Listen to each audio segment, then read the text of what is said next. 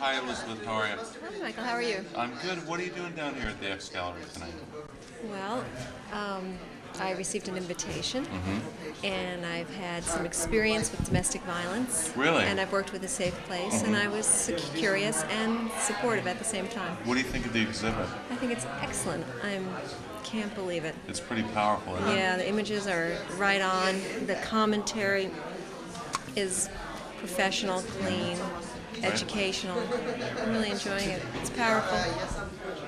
Is this a message that needs to get out even here in Nantucket, do you think? Oh yeah, I think people are still confused about domestic violence. Mm-hmm. In what way do you think they're confused?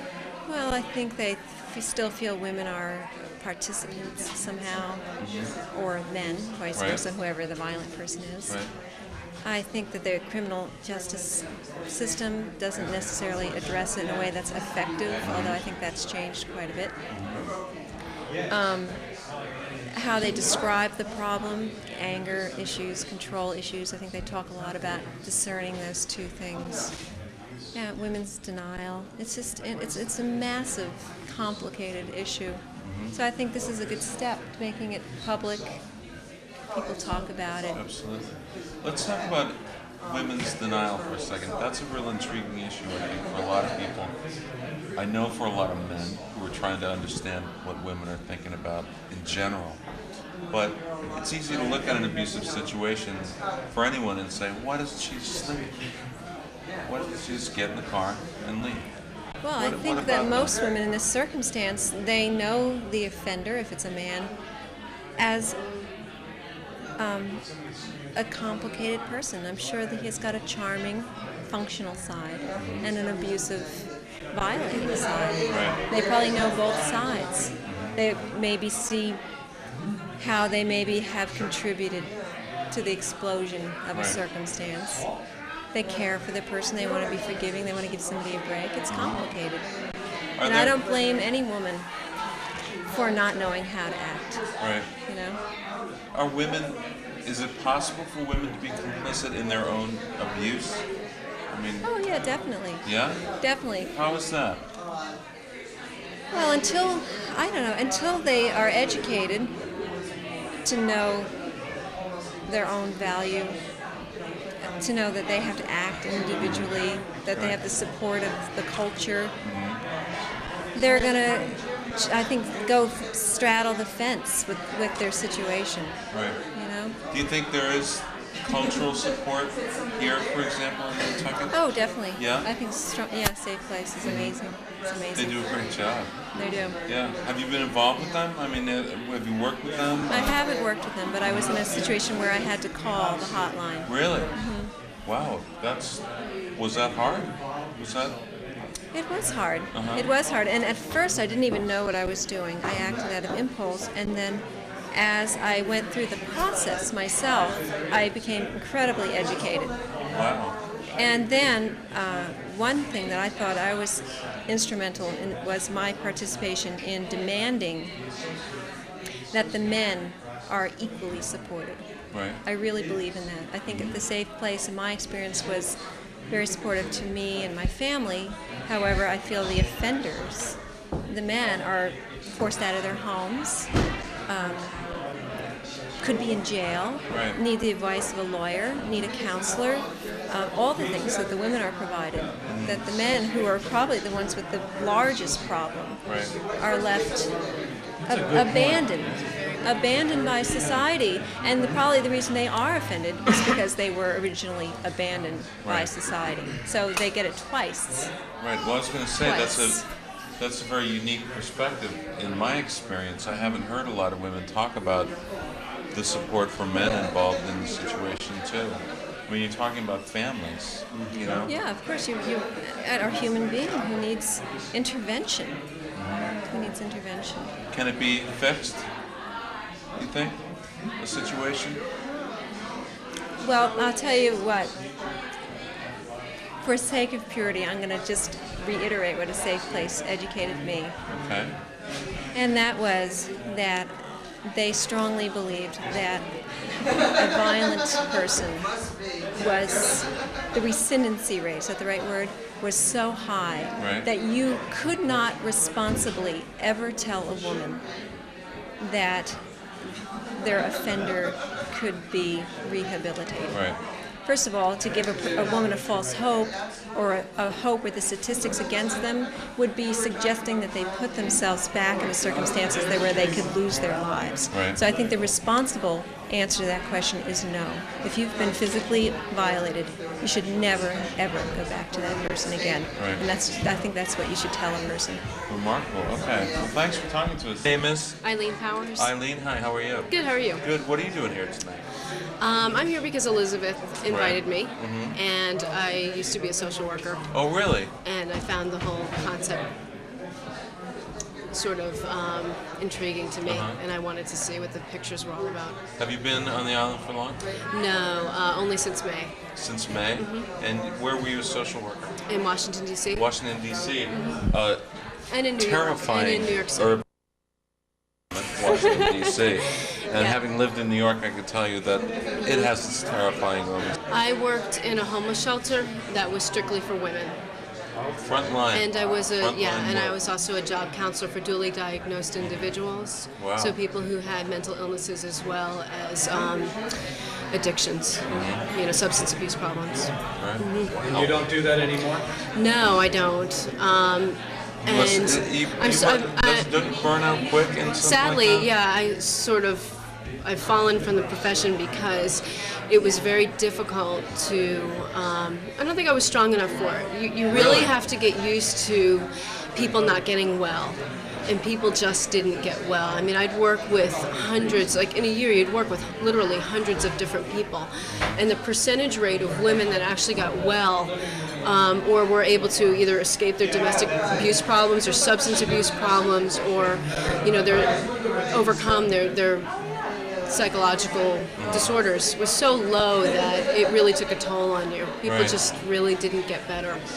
And then you'd get someone into a program and you'd get them into a transitional housing program or something like that. And what would happen is, a month later, 6 months later, they'd sort of disappeared and you wouldn't hear from them. And then you'd see them maybe like I did on the news in Atlanta being arrested for heroin abuse. It was just... Well, they get to the point where they just can't fill out the forms anymore.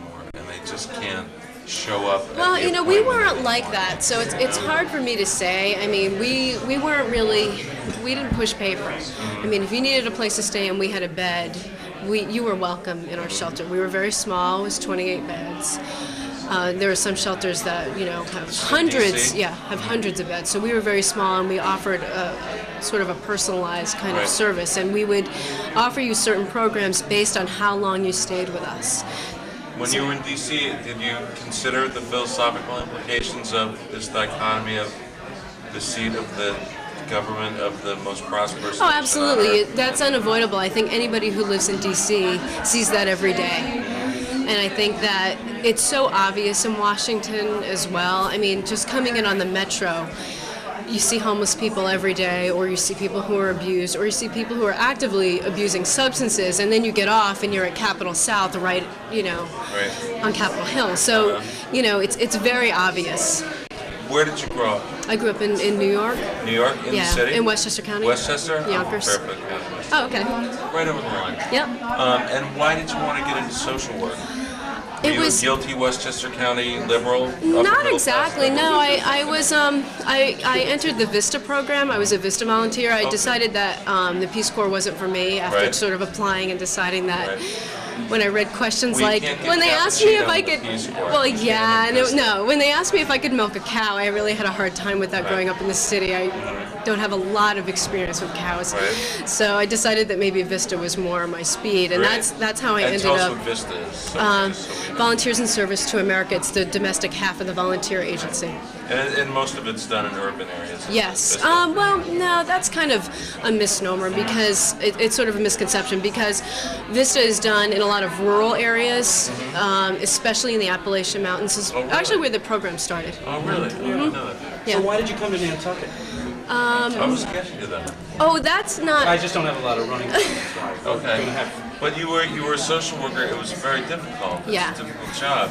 You said you felt like you just couldn't do it anymore. Yeah. And now you're here and Well, actually, what happened was while I was after I decided that it wasn't for me, I became a graphic designer. So I was a graphic designer for several years in Washington. Oh, I really? lived there for 7 years, and then I came here, And are sort you of at doing the end that of here? that. Yes, Where? I work at the Inquirer Mirror. Oh yeah? Yes. The Inquirer and Mirror. Yeah. Is the Inquirer Mirror soon to be the island's only newspaper? Oh, come now! I work Huh? for both publications. I wear 2 hats. Do ya? Yes. I work very much for the Beacon and for the INM. Yeah. So I don't like those questions because Okay. I'm partial. You love both papers. I do love both papers. So They're- do those of us that read them. and I think you Take note management. We like both papers. definitely need Right? two point of views. Points of view. Points of view, sorry. All right, I didn't well, nice major in to talk to you. English. Well, it's good to talk to you, and watch yourself on Channel 3. I will. Okay. Thanks. Thank you. This is the Reverend George Snell. Yes. How are you? Very well, thank you. Good. You're a past president of the organization. Yes. Is that true? Yeah. Get in here, Claudia. Yes, I am. I've been president and vice president. I've been vice president for 2 years before. Then I was president for 2 years, and now I'm vice president again. So you're still with the organization? Yes, I am. Great. I'm vice president now under Gloria. Gloria was my vice president. And we trade positions, but Swapping it's jobs. good. Yeah. And how did you get Means a involved lot. with the organization? I've been interested in domestic violence. I've had intimate dealings with domestic violence in the last 30 years, so it's been something of interest to me for a long, long time. All my life, all my adult life. Wow. So very Even here on important the to me, Rock. especially here on the It Rock. can happen here, can't it? It's very bad here. Yeah. Very Because bad. people don't talk about it. Right. It's something we don't talk about. People expect it to happen, and that it's just part of being married and part of being in a relationship. And It's not though, is it? it is not at all. It's the crime, worst. isn't it? It's a crime. Yeah. It's an issue of power, Yes, indeed. and power is the main topic. Really, it's the main subject for people. And now just to segue, since we're talking about Power. I know that you're running for selectman. this I am year. running for selectman. Big step, isn't it? It is. It is. I thought about it seriously for several months before I made a decision. Right. But I firmly believe in community service. It's something I've always done as an adult. Right.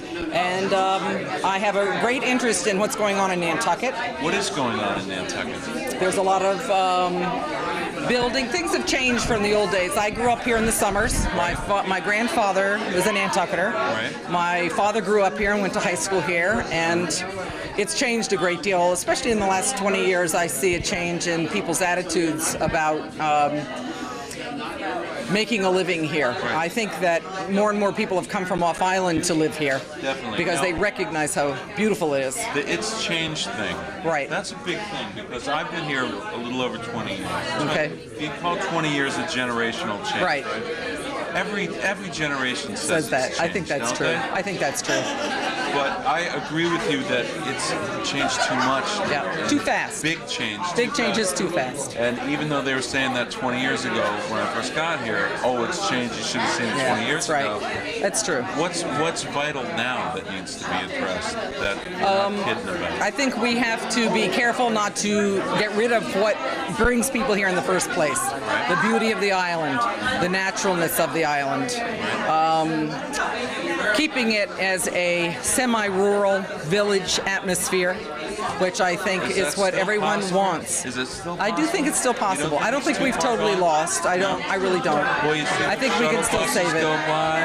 I think that's the best thing. I think the shuttle buses are one thing that has helped us a great deal, and I think that is going to continue to help us Right. as they expand their programs. I think What that's about going to be cars? good. How do you deal with the cars? Cars are going to be a difficult situation. I basically don't have the difficulty with cars, except in the summer. Right. And when I've learned patience. In the last 3 years, I gave up being annoyed and just got patient and learned back routes. But Right. still, I don't know that we can yet find a way to eliminate cars from the island in a suitable way that's going to fit people's needs. I still see the need for automobiles. I think if we could find a way that was tactful or helpful to encourage people not to bring 5 cars over and 4 cars over do, for a don't family, which they do.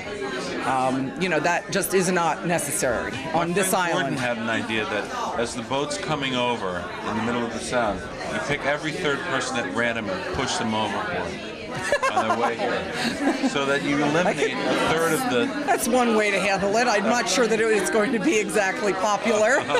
I do have one other idea that I'd like. Somebody told me today an idea for recreation that I would like to pass on Yes. and see if people couldn't get interested. Peter Boynton was talking to me about a brilliant idea he's had, or somebody else had, that he was sharing with me about the miniature golf course, Right. and how the town or conservation commission should buy it Yes. and use it and put the ice rink out there, the Right. golf course out there, Right. The and playing fields are already the playing out fields there. are already out there, Right. and there was something else that we could move out there, get the traffic out of town, and get it in a place where there's already traffic, use shuttles out there, and make that a recreation area. But isn't the Sounds ice like a rink great thing idea. settled already? Aren't they? They have their property, but I don't see why that couldn't be renegotiated in some way to everybody's satisfaction. I think it's at least would be worth exploring. Right. May not be able to happen, but it's always worth exploring options. Great idea. All right. Well, good luck in your Thank race. you very much. The best person wins. Thanks. I know that. I enjoy your show a great deal. Thank you. It's very much. I think we're It's going to really come fun. down and have a more in-depth talk with the candidates closer to the Good. election. Okay, fine. Give me a call. Okay? Yep. Thank you Thanks. very much. Okay.